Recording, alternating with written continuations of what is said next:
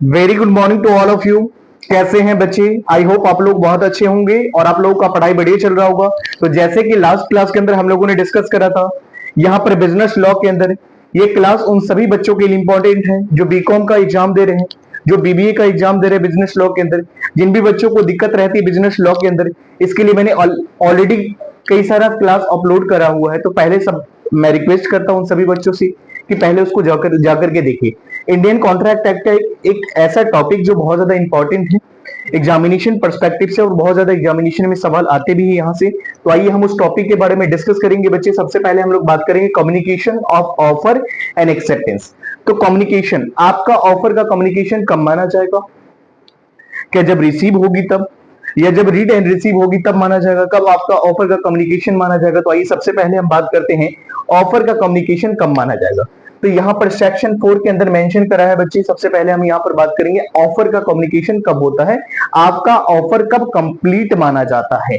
जैसे मान लीजिए मैंने किसी को ऑफर दिया गेट के इस तरफ से, और मान लीजिए जिसको मैंने ऑफर दिया वो गेट के उस तरफ है।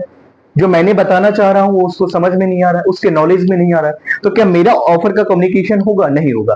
बच्चे जब आप फोन पर बात करते हैं, तो जब आप कुछ बातें करते हैं, जब कुछ चीजें आप बताते हैं और सामने वाले को जब आपकी बातें समझ में नहीं आती है, तो क्या आपका ऑफर कम्युनिकेशन माना जाएगा? नहीं।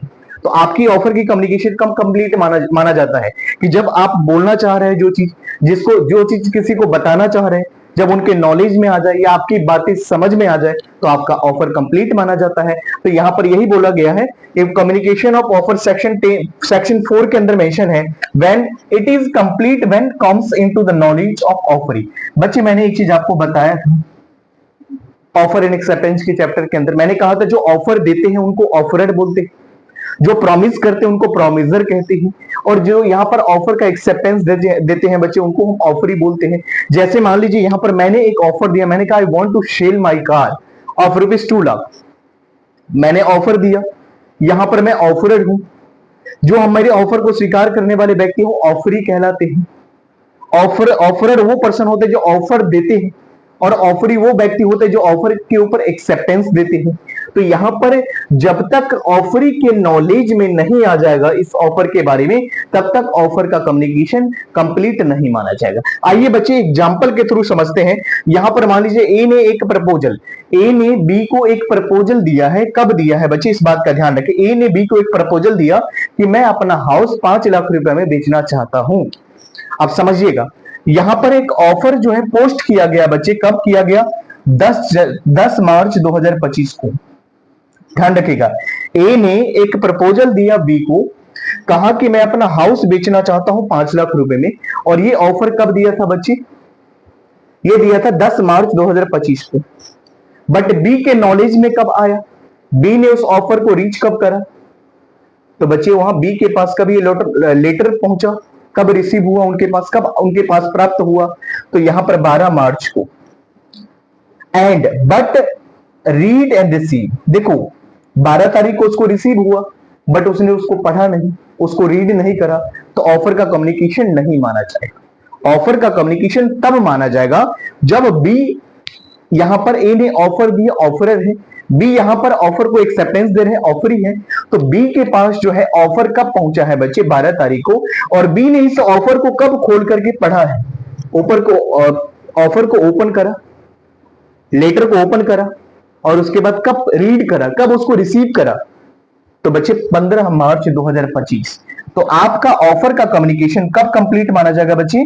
क्या 12 मार्च का है तो कंप्लीट? यहां पर 3 डेट है, इस बात का ध्यान रखें। एक है 10 मार्च 25, एक है 12 मार्च 25, और एक है बच्चे 15 मार्च 25। ध्यान रखिएगा, आपका ऑफर का कम्युनिकेशन कब माना जाएगा बच्चे? यहां पर आपका ऑफर कंप्लीट कब माना जाएगा? 15 मार्च 2025 को। समझ में आया? क्लियर है? कॉन्सेप्ट समझ में आ गया? चलिए एक बार रिकैप करते हैं इन चीजों को। मैंने बताया कि offer and communication of offer and acceptance के अंदर हमने सबसे पहले डिस्कस करा कम्युनिकेशन ऑफ ऑफर, जो सेक्शन 4 के अंदर मेंशन है। यहां पर यह बताया गया कि communication of offer is complete when it comes to the knowledge of the offeree. जब तक ऑफरी के नॉलेज में नहीं आएगा तब तक मेरा ऑफर का कम्युनिकेशन नहीं माना जाएगा। फिर मैंने एग्जांपल के थ्रू बताया कि ए ने एक प्रपोजल दिया, ए ने एक ऑफर दिया बी को कि मैं अपना हाउस बेचना चाहता हूं 5 लाख रुपए में। बच्चे जिस दिन ऑफर दिया वो डेट कौन सा है? 10 मार्च को इन्होंने ऑफर दिया, 12 तारीख को इनको बी को रिसीव हुआ है, और बी के रिसीव तो हुआ 12 तारीख को, but receive is not sufficient. तो यहां पर रिसीव करना ही इंपॉर्टेंट नहीं है। जब तक ऑफर को उन्होंने ओपन नहीं करा, जब तक रिसीव नहीं करा, जब तक उसको रीड नहीं करेंगे, तब तक आपका ऑफर का कम्युनिकेशन कंप्लीट नहीं माना जाएगा। समझ में आ गया बच्चे? कॉन्सेप्ट क्लियर है? इसका आप लोग स्क्रीनशॉट लोगे, इसका आप लोग क्या करोगे बच्चे, इस नोट्स को आप कॉपी में नोट डाउन करोगे। ये बहुत ही ज्यादा आपके एग्जामिनेशन पर्सपेक्टिव से बहुत ज्यादा इंपॉर्टेंट रहने वाला है। और जितना, अगर क्लास आपको अच्छा लगा है तो आप हर उन बच्चों को शेयर कीजिए जो बिजनेस लॉ का तैयारी करने में उनको दिक्कत आ रही है, क्योंकि इस चैनल पर हम कंप्लीटली बिजनेस लॉ की से रिलेटेड ही टॉपिक को हम पढ़ाने वाले हैं बच्चे। क्लियर है? एक्सेप्टेंस बच्चे, कम्युनिकेशन ऑफ एक्सेप्टेंस का मतलब क्या होता है उसके बारे में डिस्कस करेंगे। एक्सेप्टेंस का कम्युनिकेशन, एक्सेप्टेंस कंप्लीट कब माना जाएगा, प्रपोजल के लिए कब माना जाएगा, यहां पर एज अगेंस्ट एक्सेप्टर के लिए कब कंप्लीट माना जाएगा। एक बात का ध्यान रखेंगे बच्चे, एक चीज आपको पता होगा, रिवोकेशन। रिवोकेशन का मतलब क्या होता है बच्चे?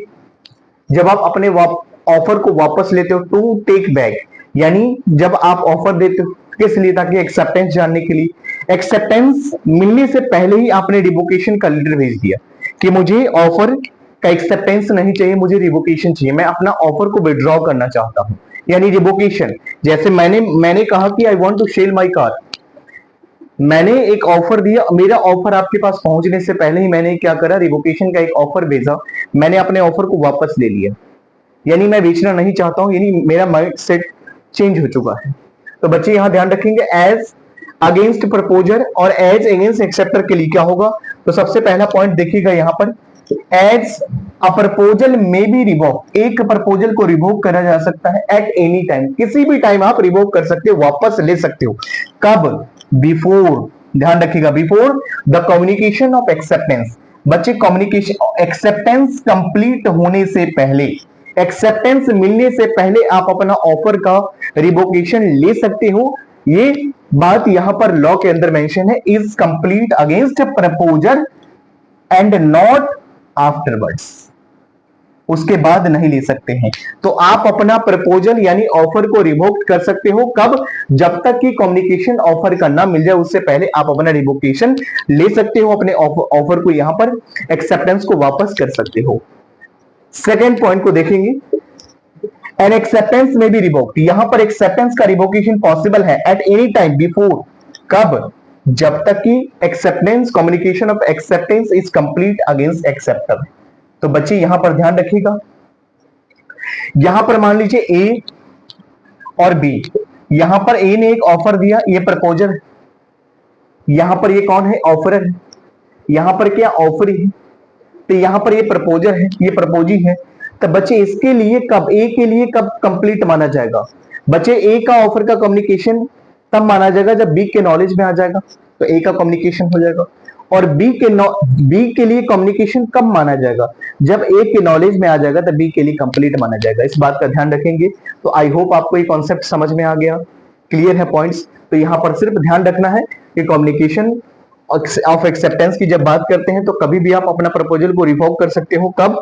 जब तक कि आपका यहां पर एक्सेप्टेंस का कम्युनिकेशन ना हुआ हो, उससे पहले आप इसको वापस ले सकते हो। कॉन्सेप्ट क्लियर है बच्चे?